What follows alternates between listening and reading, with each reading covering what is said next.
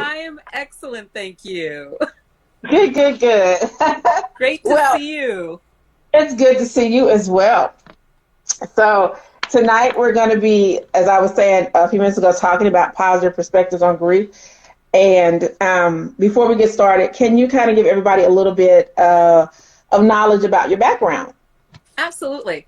So, not going back too many years, my specialty has always been in communicating, helping people to communicate more effectively with themselves and others through communication strategies, facilitation, and then I started doing my transformation work about 12 years ago, so going even deeper into how we communicate with ourselves. So I've always been around communicating, and now it's really helping people to understand words. Words are my superpower because it's been my whole life.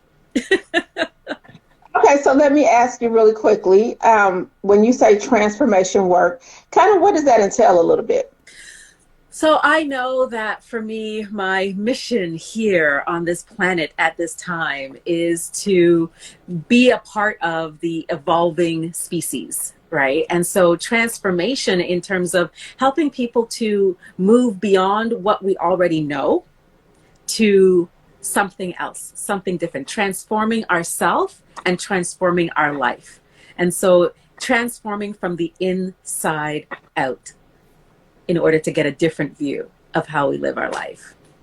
Thank you. I definitely think that those that are watching this now or watching on the replay, that kind of gives them an idea of what that means. As you all know, I am a certified life strategies coach. What I do is I work to give you strategies for your life that actually work.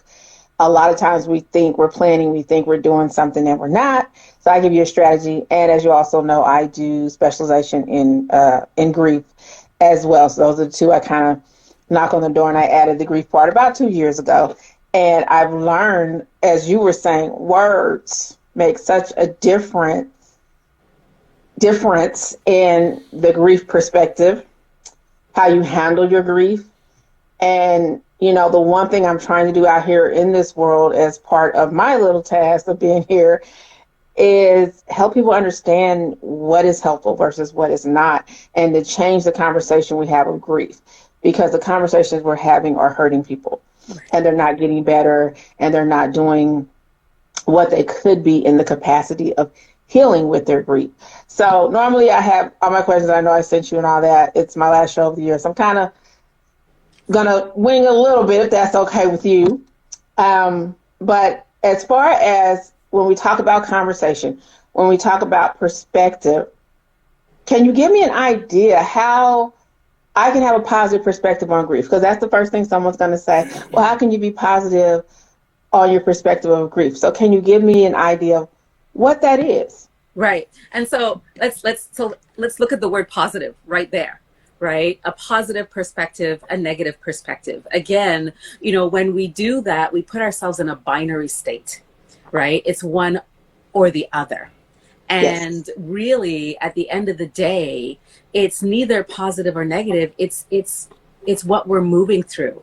And a lot of my work involves the body, right? And what are the sensory cues that are happening in the body? So, you know, when my mother passed away in 2019, a lot of the conversations I was having with myself and others wasn't so much about positive, you know, I was feeling good or I was feeling bad. It was, oh my God, in this moment, my chest is feeling really heavy.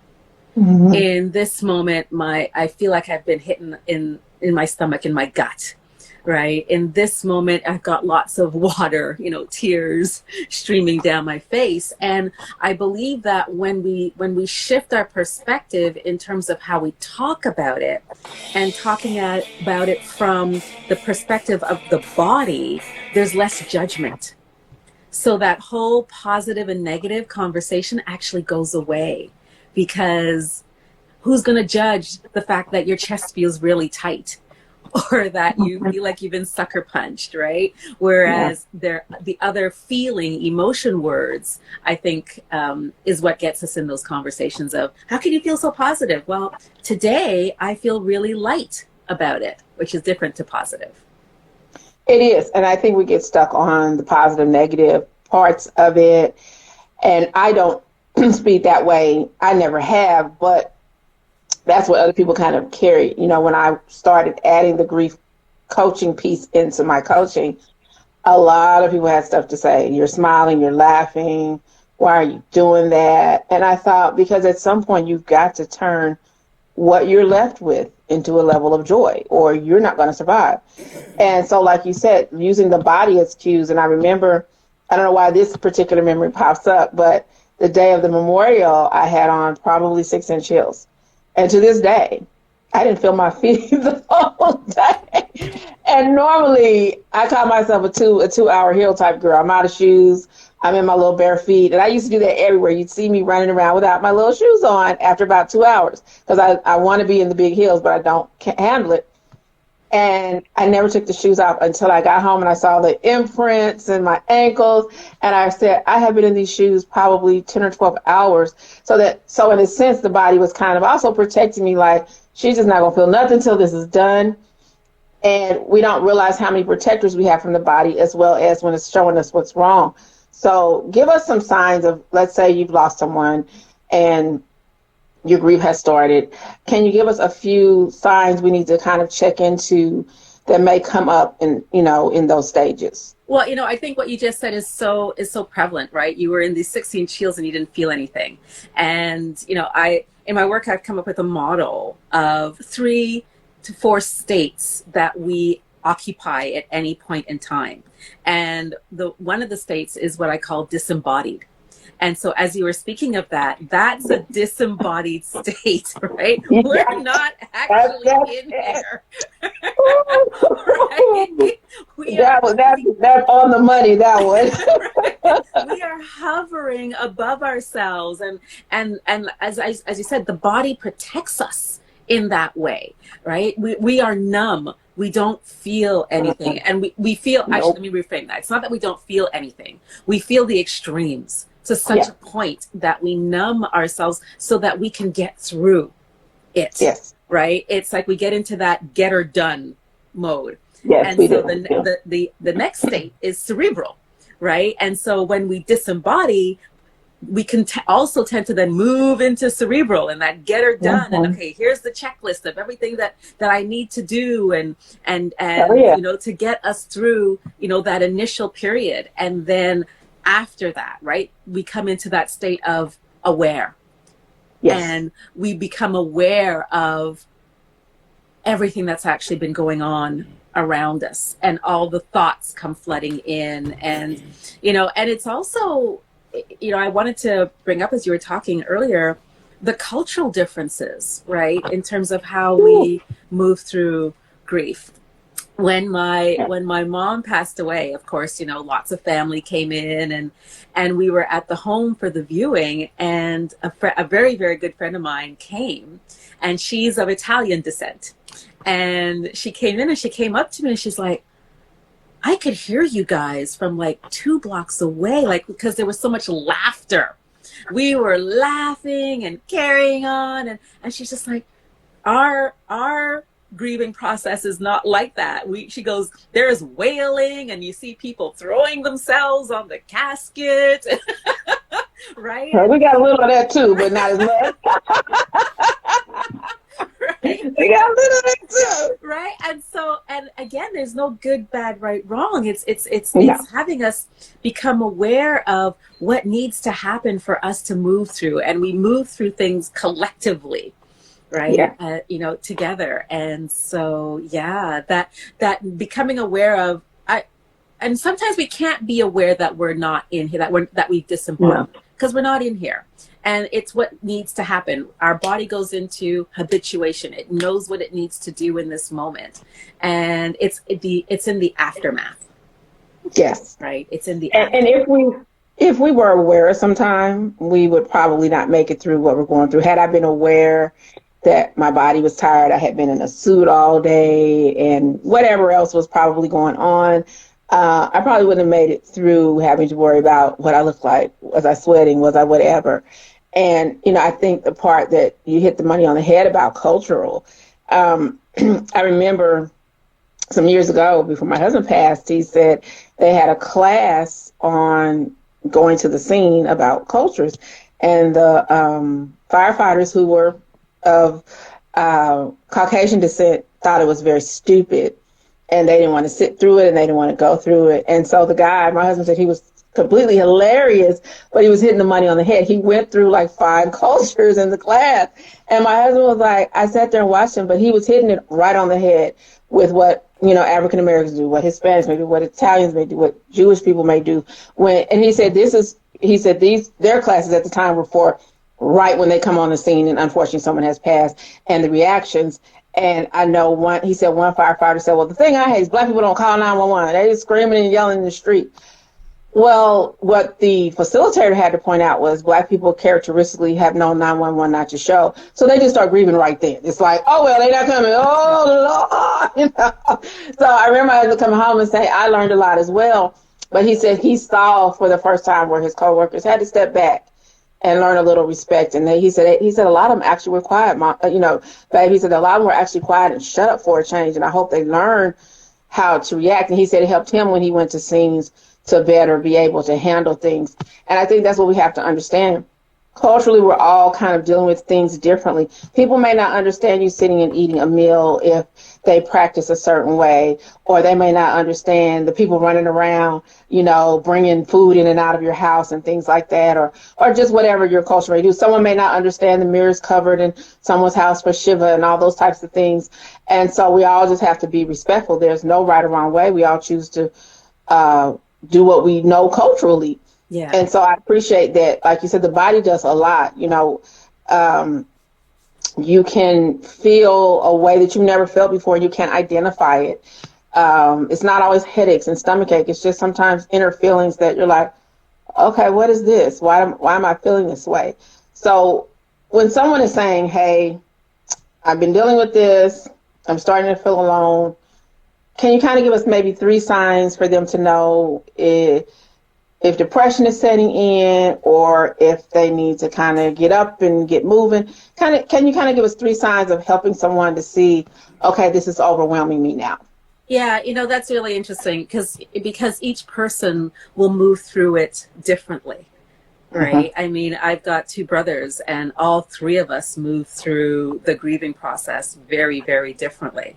And, you know, I really do stay away from labeling, you know, this person's depressed, this person, you know, I have, you know, hopefully there's a community that surrounds the person, and they check in, and, you know, as they're checking in, it's, are you okay? Right? Asking, are you okay? Having a conversation where you just let the person sometimes just sit and they have nothing to say. It's just being there, like having somebody else there with you.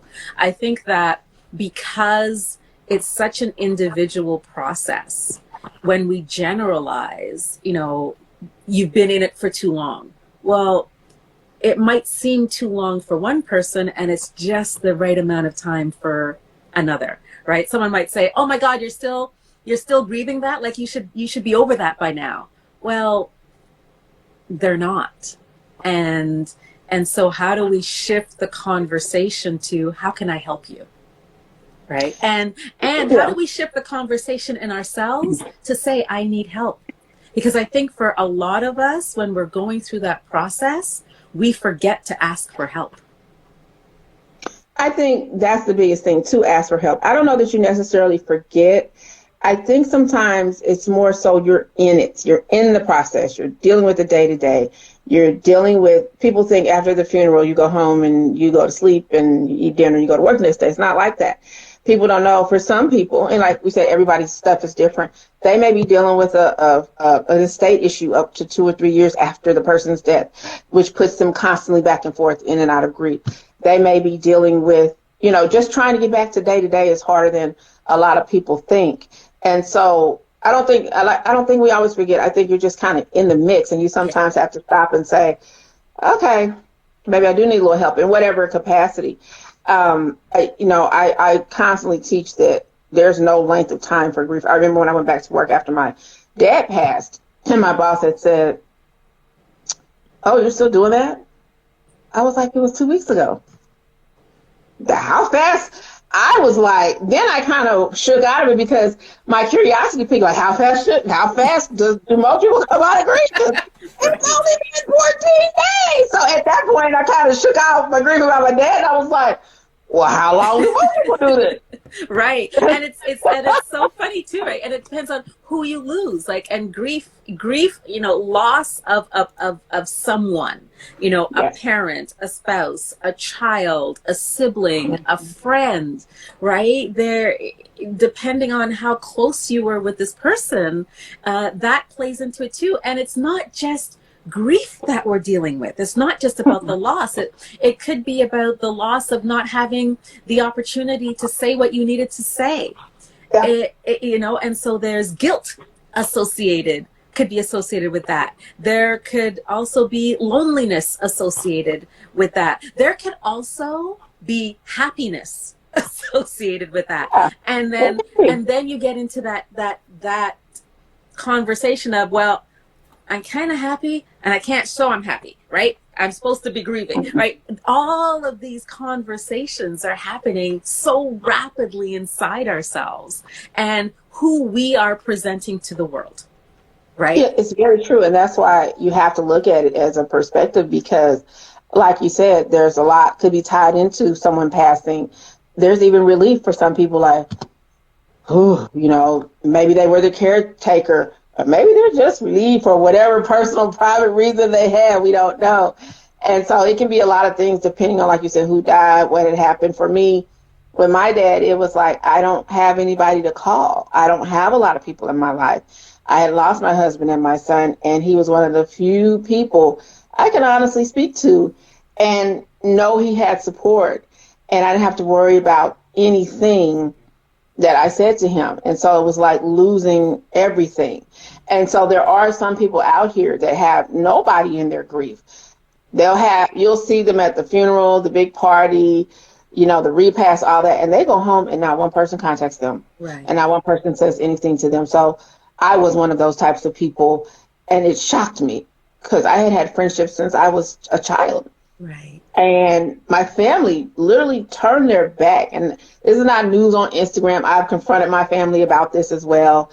I get apologies now. It's 15 years later. I don't care now. But now they're like, we did a sucky job. Yeah, you did. Yeah. But I couldn't understand, why did you turn your backs? I mean, everyone, mother, everyone. And my father was still secretly, I'm here. I can't talk in front of your mom. Never understood why. So you do have those people that are sitting there with nobody. And so I hope for those people they're willing to call someone and talk to someone. Yes. So as you're looking at the bodily cues and things that you've seen over the years and that you've talked with people about, well, how can people become, I guess, more aware of what's going on with their body during this time?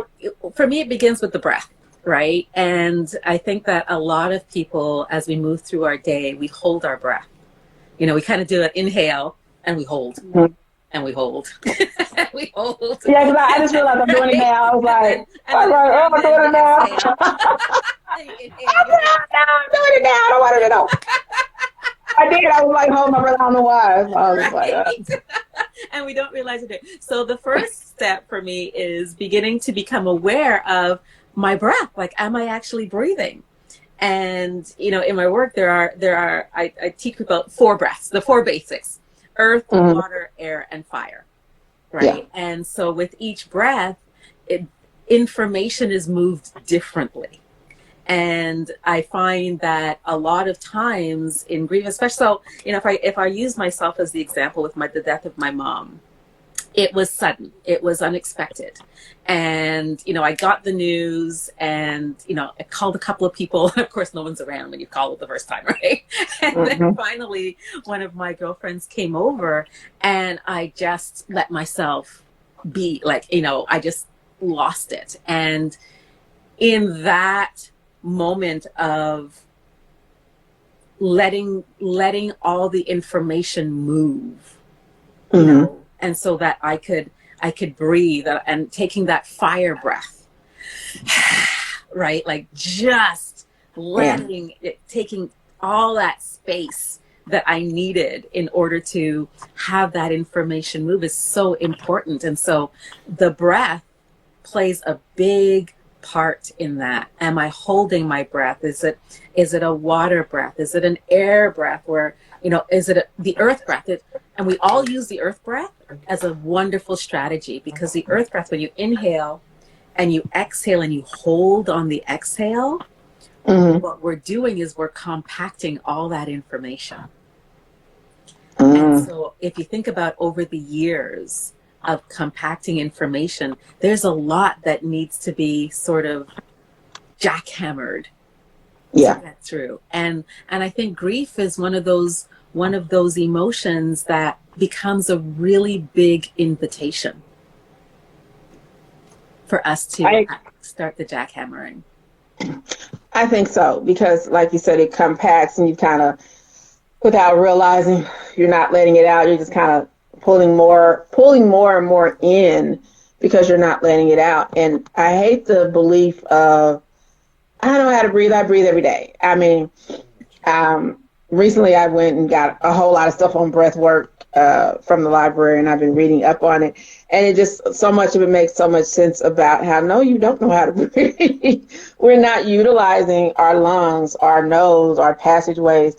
And it just can really clear so much for you, especially in grief, when everything turns into this jumbled up fog of anger, emotion, sadness, happiness, everybody giving you all this advice, and then you're just like, and you don't know how to process any of that out because you're still sitting here going, I haven't really fully taken in that this person is gone.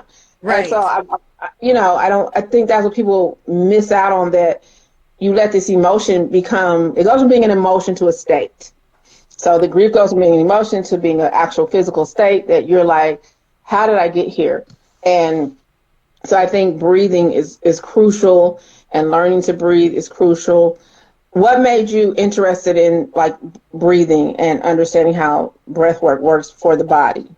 So I guess through the process of becoming a coach, right? That was a big part of our training, with NLP and Hawaiian theories, and the chakra system, using the chakra system and words. And so as we integrated all of that, what became really clear was that breath is the gateway for the integration, right? That's how things get processed and metabolized, is through the breath. And so when we're not breathing, we're not processing, right? No. And when when we start playing with the different breaths, new information then is, new neurological pathways are created. So new information could actually come into our awareness.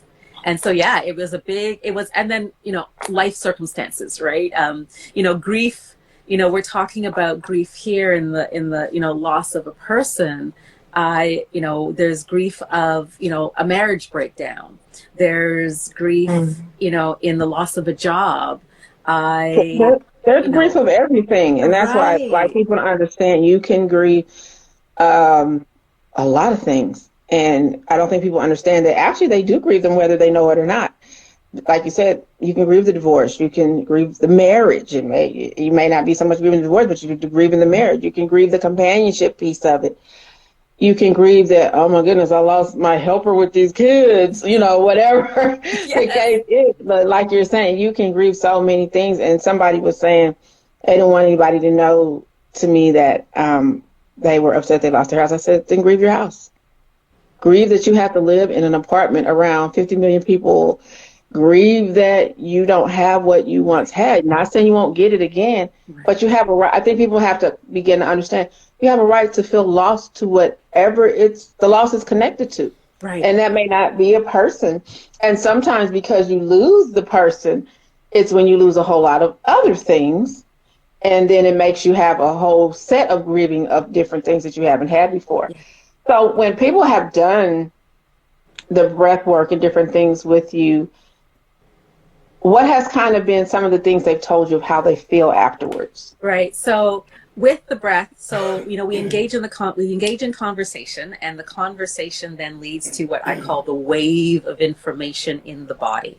And so once that wave moves, you quite literally see your world through new eyes, because new neurological pathways are being created. So I've had people come in and we've had a session, and the information moves in the body. They might feel hot, they might feel cold, they might have muscle spasms, there's goosebumps, there's all kinds of different sensory cues that happen.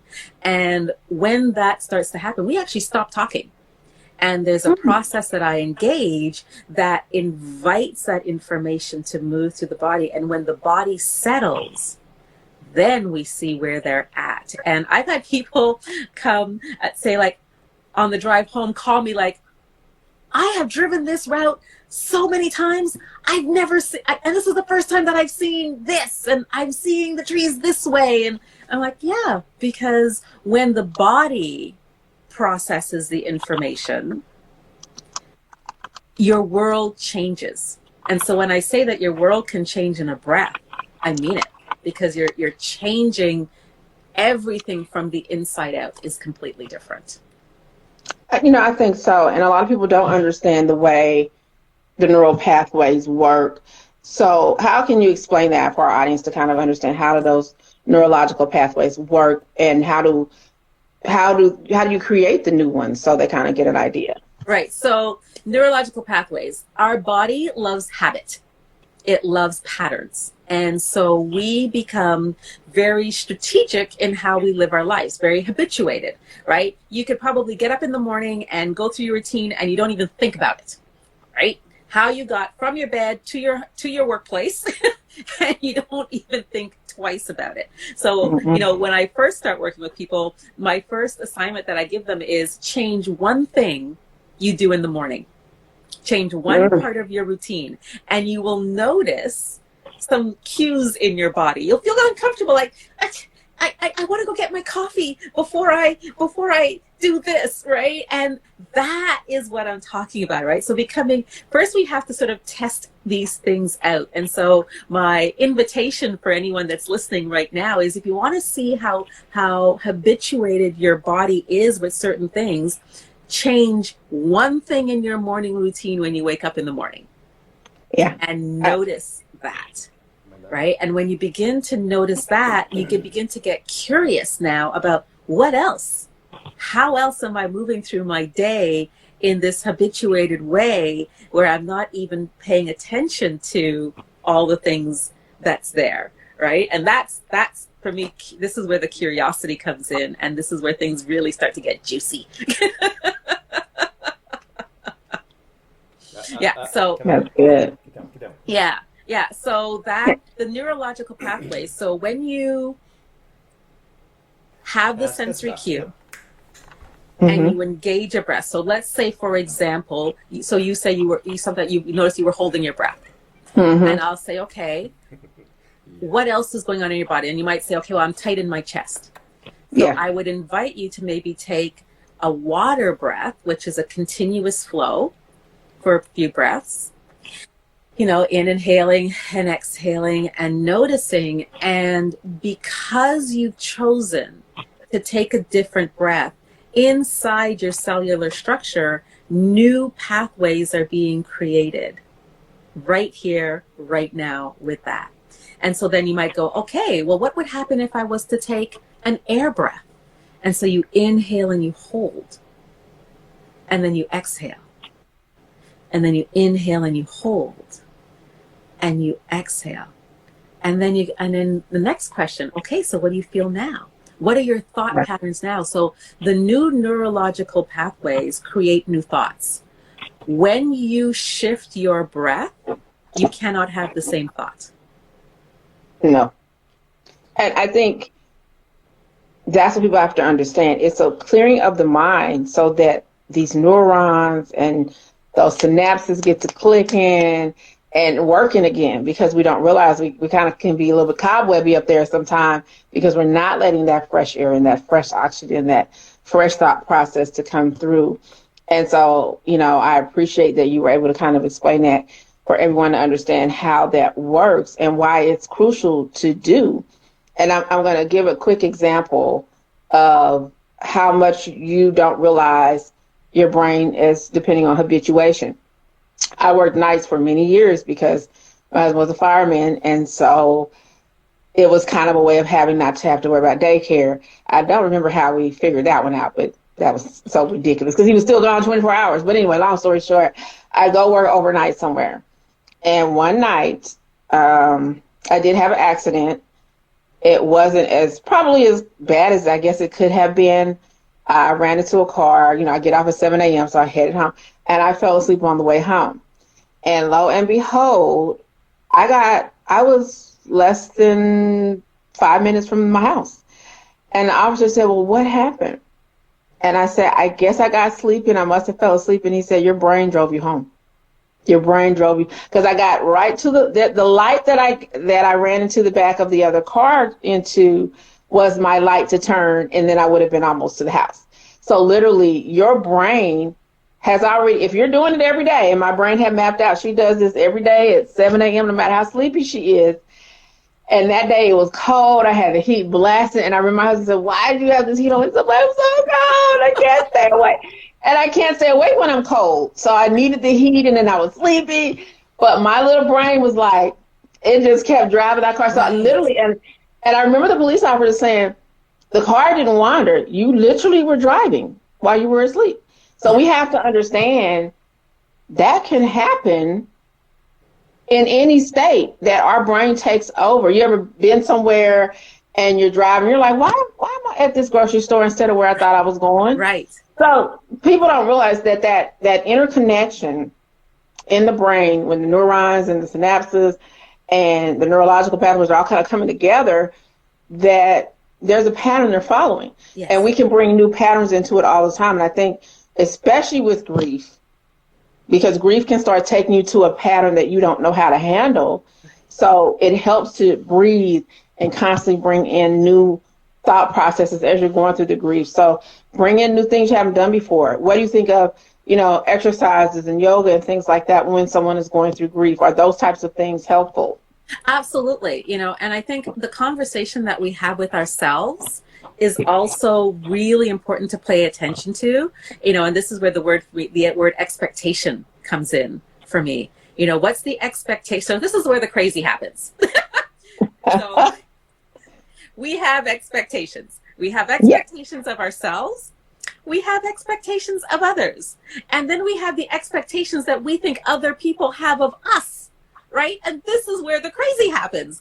And all of this stuff is happening within nanoseconds of the patterns and the habituation of what we know so well, right? And getting over, the crazy is a matter of curiosity, like, oh, I had that expectation and I didn't know I had that expectation. And now what's the conversation that we want to have around that, right? And it's we don't have those conversations because how often do we check in saying, Eleanor, we were having this conversation and I began to think that you were thinking this thing about me. We don't have those conversations. Mm-hmm. We just go on the assumption of whatever story that we've come up with is the valid story.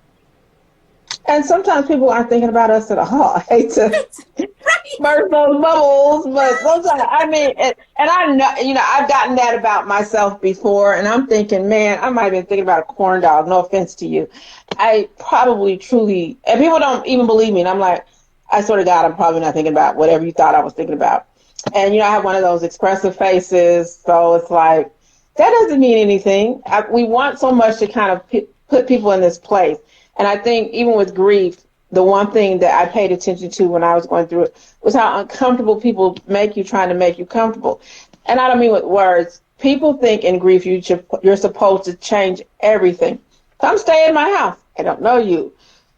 Let me take your kid. I don't know you. Let me bring you food that you don't like and have never eaten and bring you an abundance of it so you can just sit there and have your house smell like meatballs that you don't like. So what happens with grief is you're put into uncomfortable situations neurologically, and the pathways start clicking like, I don't want to do that, I don't want to do that. And then you start agreeing to things you don't know how to do. I went to someone's house when my husband died and my son died, and I regret it to this day. My kid was miserable, I was miserable. They thought me being at their home around their loving family and their kids and their dog was going to make up for me dealing with what I was dealing with. I finally went home. Their kids were horribly bad. They didn't discipline them. They tore up my purse, all kind of stuff. So I think sometimes we let ourselves go into bad situations and grief because we let people convince us they'll be helpful, and so that hurts us in our grief. Because I almost like burnt rubber getting out of their house, and my kid was like, "Thank God, let's go home, Mom." Absolutely, and I think that that's part of the whole way that we've been brought up. Right. And again, that cultural conditioning, right, of what's appropriate and not appropriate and what we can say yes to and what we can say no to. And, I run a conversation, a 3-day masterclass on saying yes to yourself. Right. Mm-hmm. And, how when we say yes to ourselves, it could sound like a no to someone else. Right. Which I think helps people in that, because there's so much out there going, learn to say no, right? Just say no. Well, there's lots of factors involved in that. Like you said, they're trying to be helpful. They want to do something, and honoring ourselves. So saying yes to yourself, to be able to honor yourself, actually honors them. And I think we don't know that. And when we learn that when I honor me, I'm honoring you, you might still not like the choice I'm making. And that has nothing to do with me. That has everything to do with you, right? And I think people also have to understand, put 2 and 2 together. You're taking me out of my space, my comfort zone. Maybe I need to sleep in the bed we slept in. Maybe I'm not, at that time, my grief was really fresh. So sleeping in their kids' little twin bed, I had been in a king size bed in a huge house. It just wasn't helpful. Right. And I think people have to understand, if you lost your whole family going and staying with a very busy family, typically it was like it jettisoned me further into the grief than I needed to be. Right. And so I don't think people... And like you said earlier, in that moment, you're not thinking straight either, right? Mm-hmm. And so when we're disembodied, we're just walking around like automatons, yeah. Right? And I think, like you said, you're disembodied, but like I said, I definitely feel that there's the grief fog where your brain's all over. So your mind is saying, don't do it. And that's your real mind, not your grief mind is like, how long are they going to stand here? Do I have to say yes? And I guess I'll say yes. That's the grief googie boogie gooked up mind. But your logical mind that is working is like, no. And for whatever reason, you do what you do. But I think that's why we have to understand perspectives on grief, that no one is perfect, but we've got to start realizing there's a level of help that can be done without pulling people out of where they're comfortable. You have to be comfortable in the grief that you have. Yes. So how do you feel about people that are connected in their faith? Do you feel that is helpful in how they're handling that perspective on their grief journey? Yes. I'm one of those people, my belief is that there is no good, bad, right, or wrong. And that each of us does what's meaningful for us in the moment. Right? The choices that we make in the moment are the best choices that we could possibly make in that moment. Yeah. What I think we forget is that we get to change our mind. There it is. And, that is where the power lies, is I think that we feel that when we've made a choice, we've got to stick with it. And that's it. Yeah. Right? And that's not. Well, it's just like me getting out of there. I was like, right. And that was the best decision, to get the heck out of Dodge. Right. Right. Because I wasn't, And it's not a reflection, a bad reflection on them or you. It's just, what you needed. You made a choice, and in making the choice, you went, oh, that's not, that's not how I. That's not what needs to be done right now. And, everyone raises children differently. Everyone lives differently. my kids knew boundaries and rules and regulations. They were just a family that there wasn't boundaries as far as what children could or couldn't do. So the minute that kid went in my bag, I was like, I'm out of here. This is nuts, because my husband's personal effects were in there, his watch and things like that. So I was really heated. So I would, rather than start something, it was time to leave. So you can make, like you said, you got to change the idea and the thought on that. I think prospectively what we have to get in mind is let people be where they want to be and be comfortable in their grief. And then, like you said, just do the check-ins. Hey, how you doing? What's going on? What's happening? Well, you know, Are you eating? Yeah. Absolutely. You know, my parents live in Montreal, and I was living in Ottawa at the time. And so, you know, for the whole funeral process, I came home to Montreal and dealt with all of that. And then I went home back to Ottawa, and, you know, I had my friends were all calling, how are you? And I basically just sort of put the word out. I need a week to 10 days. Just give me a week to 10 days to do whatever I need to do. And I think I had one girlfriend call me and say, oh, I'm just going to drop something off, and left it on the porch because I was very clear. I did not want to see anybody. And, you know, I had one cousin kept checking in, like she'd call once a day just to make sure that I was, you know, answered the phone, and I'd answer the phone, and she's like, okay, we're good. And that was it. And I knew enough to ask for what I needed, and knew that, oh, well, maybe today I do feel like talking to somebody, and I would pick up the phone and call someone, you know, or if someone called me and at that day I was like, oh yeah, today in this breath, in this moment, I feel like talking to someone. I think that we put ourselves in boxes and we pigeonhole ourselves as to what we think we should be doing.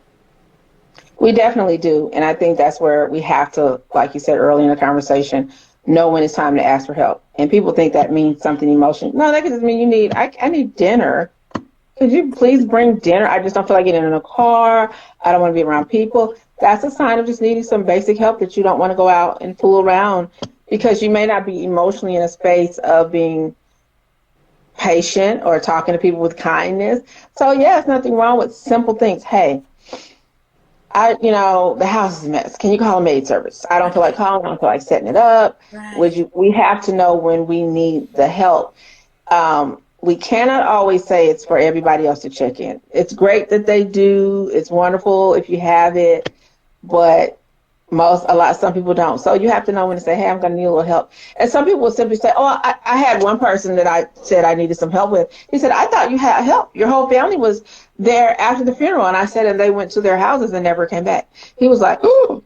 But I broke down after about a month and called him and said, I'm going to need a little help in certain areas. It was like paperwork and stuff with my husband. And I knew I couldn't look at all that in the way I needed to get some things done, which was getting death certificates death certificates and other items. And so he said, I'm just going to come over, just stick it all in a case. I stuck everything in the case. He took it to his office, he sorted through everything, wrote it all down, and brought it back where I could just see this is active, this is not. Helped tremendously that I didn't have to be looking at my husband's name 5,000 times. Right. People don't know that type of thing is overwhelming as well. So we've got to know when we need that little bit of help. But I definitely hope that people took some positive perspectives on grief out of this. It's not about good words, bad words. It's simply understanding different places. I'm just checking our time. What do you think is the current perspective of grief in today's society? Oh my gosh. Well, there's so much going on in the world right now. You know, if we think of the shootings that are taking place, the war that's going on, we're the tail end of COVID and all of the supply chain problems, and babies not being able to be fed because they can't get formula. I mean, it can be overwhelming in terms of the emotions that we're moving through right now. Yeah. And I think that we do need to stop and take a breath. Yes, we do. And give ourselves permission to just feel what we feel in this breath. So that, for all of those you listening right now, to just, what am I feeling right now? Am I willing to inhale? And am I willing to exhale into everything that's moving inside of you? And I think once we know that it's just information, that's all it is. And if we can ask ourselves, am I willing to relax into the information presenting? And there are three answers: yes, no, and I don't know. And all three are valid. Yes, they are. And, we had the shooting this morning, and I was talking to a young lady today, and she went and got her tubes tied because she didn't want her kids to deal with the problem. And I thought, well, that's really extreme. And nothing to laugh at. I was just like in shock. And I'm like, well, did you want children? She said, well, I have one. I said, well, did you want more? And she said, well, yeah, but I saw online somebody's baby drowned at the daycare. And so I ran to the doctor and got it done. I don't want that to happen. I said, well, that's a yes or no situation. They tell you they're going swimming. It's a daycare full of children and probably not enough caretakers. Typically, you probably say no. Not discounting that parent's loss, because I know loss of a child is horrible. They probably had a lot of trust in those caregivers and chose to say yes. Sometimes it's just the decisions we make, and unfortunately, unforeseen things happen. Absolutely, but we can't foresee everything that happens. No. And we're here to have experiences. And again, if we go back to that binary state of positive and negative, then we question everything. Yes. And if we think of it in terms of, okay, well, sometimes we can't see it in the moment, but at the end of the day, when we come through it, when we're on the other side of it, we realize that we discover so much more about ourselves than what we knew before. I definitely think so. And I think grief also wakes us up to the biases we may have had, the cultural differences, attitude. It gave me a big shift in my own attitude and thought process that I had. It even changes our habits. And we have to acknowledge grief to me, it's the great neural pathway. It changes things, and you don't go back to sometimes ever to who you once were before you had grief. And this, I think, is what you just said there, Eleanor, is so key. Any big thing that happens to us in our life, we never go back to who we were before. And this is the prerogative of being human. It's our imperative to grow. That's why we're here. And every experience where, if we're in the muck of it, I know I'm going to grow. If I'm in exuberance, I know I'm going to grow. And I know my biggest growth has always happened in those moments when I was grieving, when there was a loss of some kind. Yes. And I want everybody to keep understanding that loss could be whatever it's connected to. Animal, person, place, or thing, whatever the case may be. Yes. And our brains have to rewire consistently anyway. But grief kicks us into this rewire overdrive that sometimes is beyond uncomfortable. You're just like, what in the world is happening? Because it's starting to happen so fast and so quickly, especially when you lost your mom. Now in your brain, can you kind of give us an idea? It's probably like, I don't have a parent anymore, and I don't have that person. So give us an idea of kind of how your mind was working when you lost your mom. It was interesting because I went into cerebral. I went into get her done mode, right? and moving, making sure that everything got done that needed to get done. And in that week afterwards, when I went home and sort of cocooned myself, this is where the expectation came in. I was waiting. I was waiting for this big thing to drop. I was waiting for, I don't know what, but I was waiting for something. And after about a week, I went, that thing didn't come. Like the thing that I thought I was supposed to be experiencing didn't come. And I sort of scratched my head and I went, okay, take a breath. This is the experience.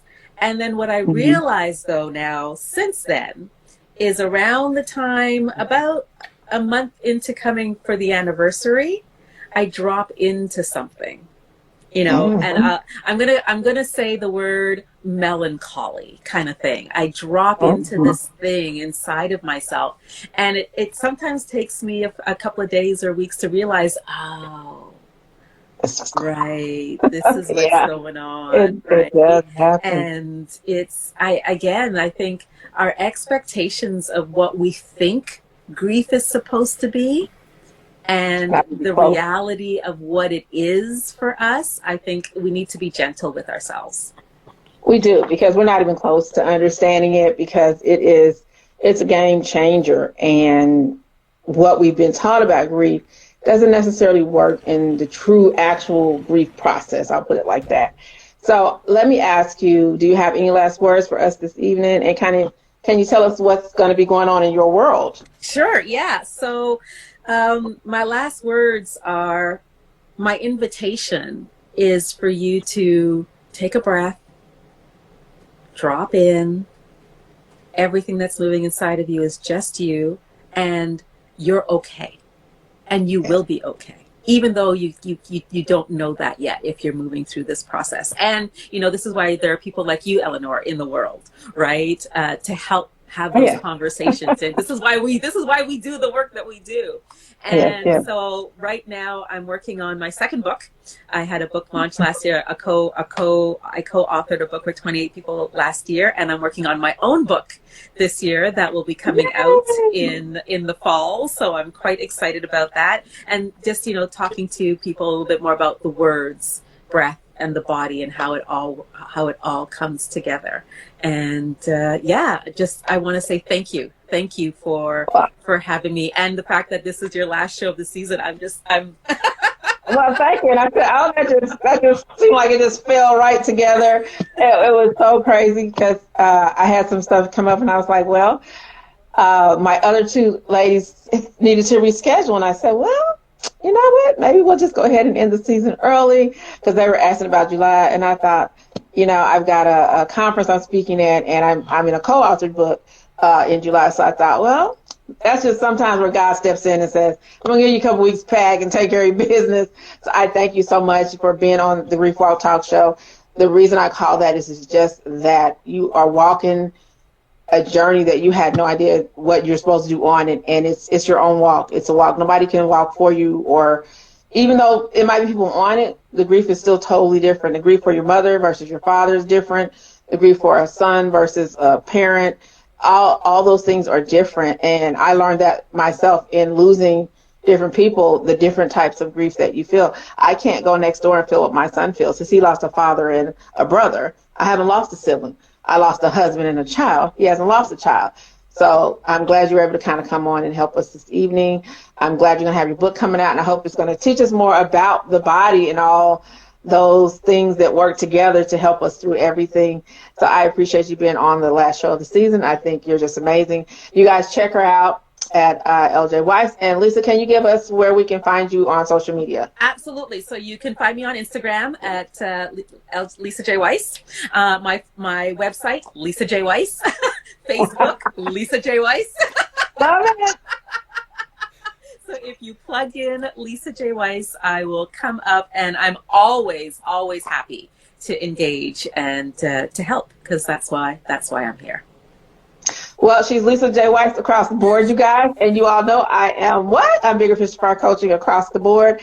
So you guys have a happy Friday. Thank you, Lisa. I hope you have a wonderful evening, big dinner, or something fun planned in this hot weather. And to everybody that joined us, thank you. For those who are going to join us on replay, you're going to enjoy it. And you guys have a great night. And I will see you guys in January.